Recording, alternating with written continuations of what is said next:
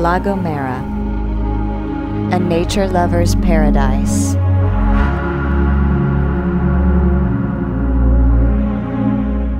Due to the trade winds, La Gomera is a place of many different microclimates and landscapes. Formerly being a kingdom of the Aboriginal Guanche, it was later used by the Spanish as a trading post to the New World. In this video, we've put together what we believe to be some of the best parts of the island.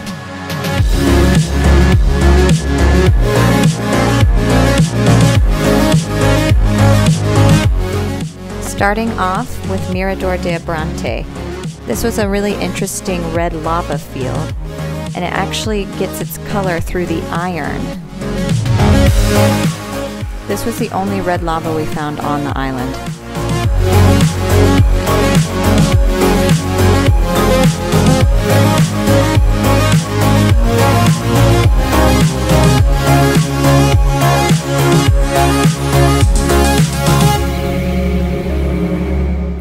Right next to the lava field, there's a restaurant with a platform that you can walk out on. It overhangs the cliff at about 625 meters above the ocean. It has some really spectacular views.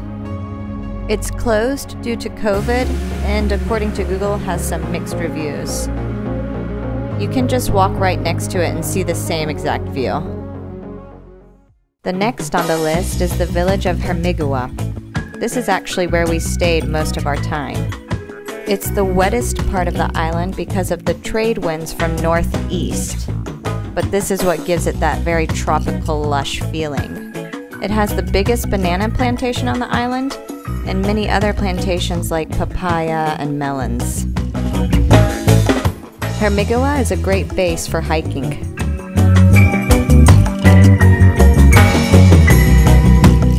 Two of our favorite restaurants to eat at were the Bar El Estadio and Cafeteria Gara. We've linked both of these in the description.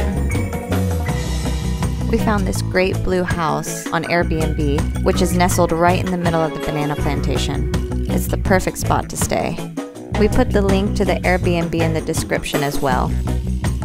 If you're a sun seeker, Hermigua may not be your best choice, as it is often cloudy.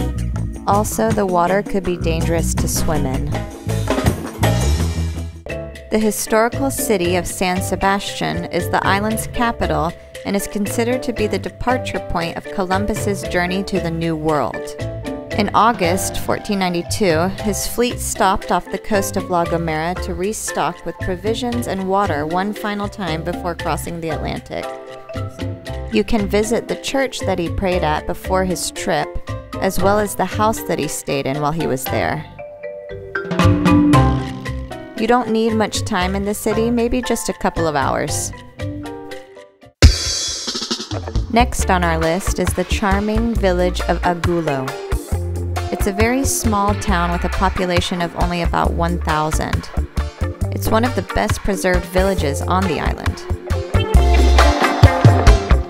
It's set on a natural platform that looks like a balcony to the sea.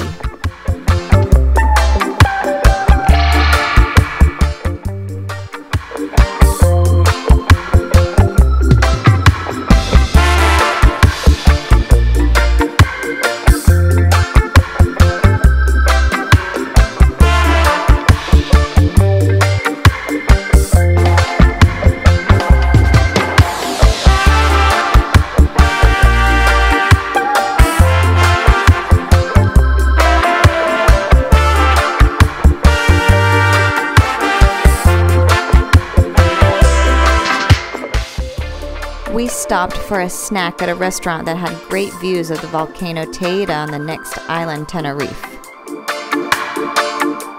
Our next pick is the town of Valle Gran Rey, which translates to the Valley of the Great King. It was known for the hippies in the 1970s and 80s and was mentioned alongside Goa and Kathmandu, which were both part of the hippie trail. In the 90s, mass tourism started developing in this area. You can see it's full of palm trees and sugar terraces. It's a very sunny part of the island, so you'll find many tourists here. The valley has a great feel to it and is fantastic for hiking.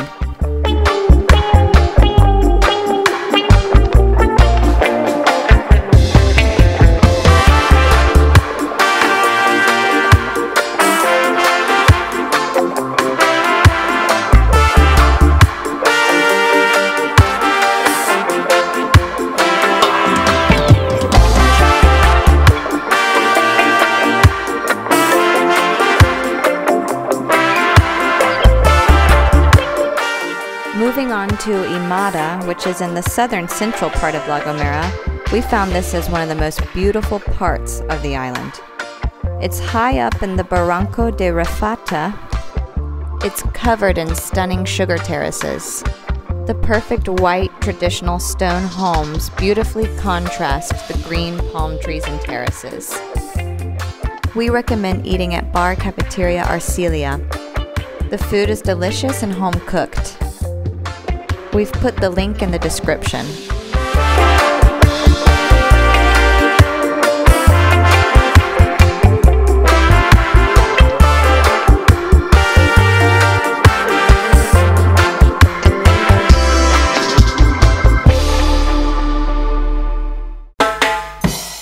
Next on our list is the sleepy mountain village Laja. It's located in the biggest gorge of Gomera, the Barranco de la Villa. It's perfectly situated in the nature at the edge of the Gara National Park, at an elevation of 500 meters. This is another perfect base for hiking in La Gomera. It's only 10 kilometers from the capital San Sebastian.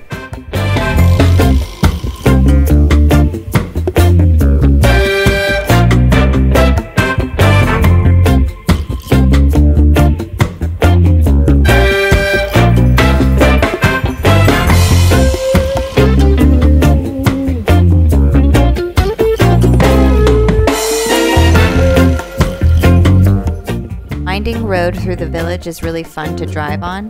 It's quite narrow and can be a little bit tricky if you have oncoming traffic. Even if you're not going to hike, it makes sense to come here just to do the drive for the great scenery.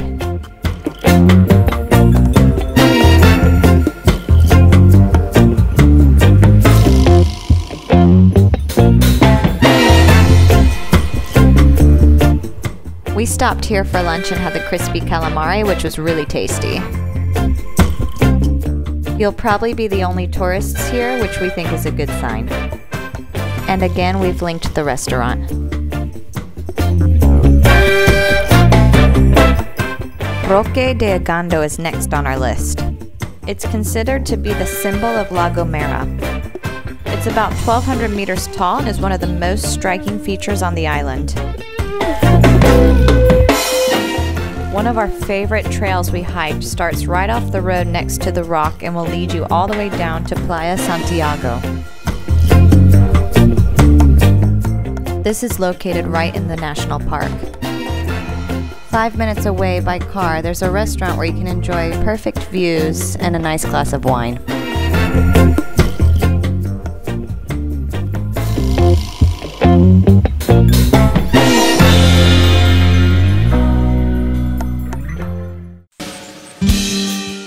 Gara National Park tops our list as one of the best spots on the island.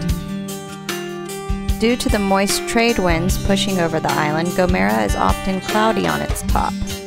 The entire upper part of the island is covered in Laura Silva trees. These trees are special to the region, having small pores in which the clouds are turned into water droplets. This effectively catches the moisture and causes precipitation that feeds the trees. La Gomera and Madeira are the last places that are home to the Laura Silva trees, as the previous ice age destroyed them elsewhere in the world. It's a humid subtropical forest that has many endemic species such as bats and birds. The park is renowned as one of the best places to observe the two Canarian endemic pigeons, the laurel pigeon and the Bowles pigeon. There are 18 footpaths that cross through the park, trekking being one of the main activities tourists do on the island. We found really beautiful hiking trails in this area. Paso de la Bruma is an easy loopable hike which we highly recommend. We've also linked this in the description.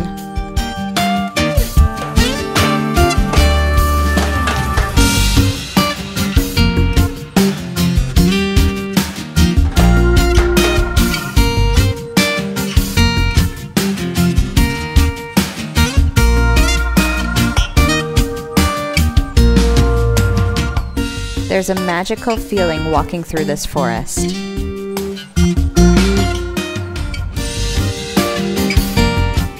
If you've enjoyed this video, please give us a like and subscribe.